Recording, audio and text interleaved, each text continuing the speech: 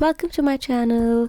Today let's go on a little trip to Goa in India, where I recently did a solo trip. I was actually supposed to go with my family, but everybody ended up getting COVID, so it was just me. Nevertheless, I had such a fun time. Even though it was unexpected and slightly crazy, I think I made the most of it. My mornings were made of some reflective journaling by the beach as I munched on some chocolate crepes and got a relaxing foot rub here by Sumidi. Hi! So the first day I ended up doing some shopping and I found this really nice store that had these beautiful hairbands, and I bought a bunch because I think they look super artsy. I ended up going to a bunch of different cafes all over Goa and just sitting and painting. So this is part 1 of my Goa travel paintings. Today we're gonna go sit in Taj Fort Aguara Cafe and sip on some cold coffee as we enjoy and paint the view.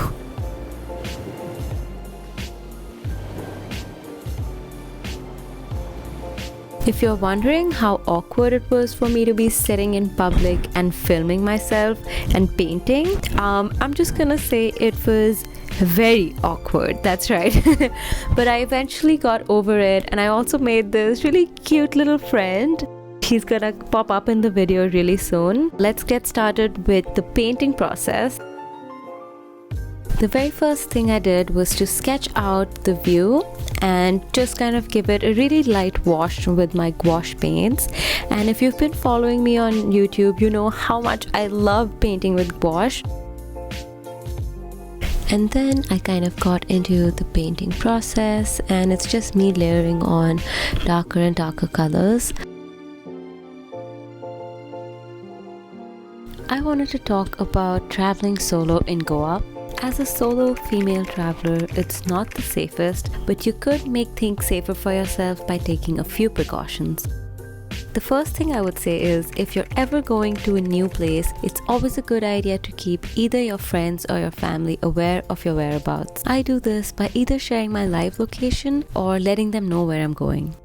By the way, there's the friend that I made. He was so cute and he was so invested in the painting. He was like having my own personal cheerleader.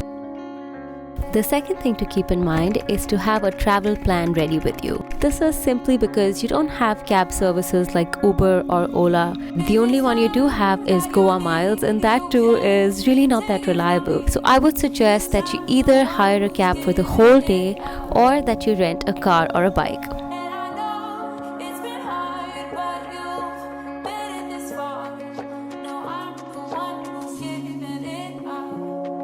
The painting's finally taking shape as I add in more details with the tiny little drops for the sparkling waves and the shadows as well. Lastly, just to travel a bit smart, I would go out adventuring and exploring during the daytime because I know that I had daylight and I could find my way back home. And during the nighttime, I would only venture out to places that were walking distance from my hotel, so I was never stuck somewhere that I didn't want to be.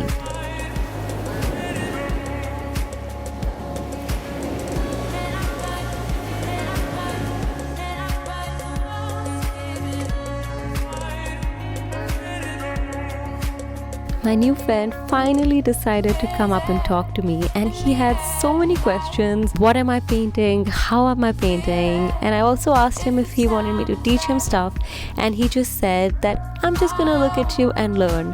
And that made me so happy. Out here, I'm just adding the branches and the leaves that I could see through the window.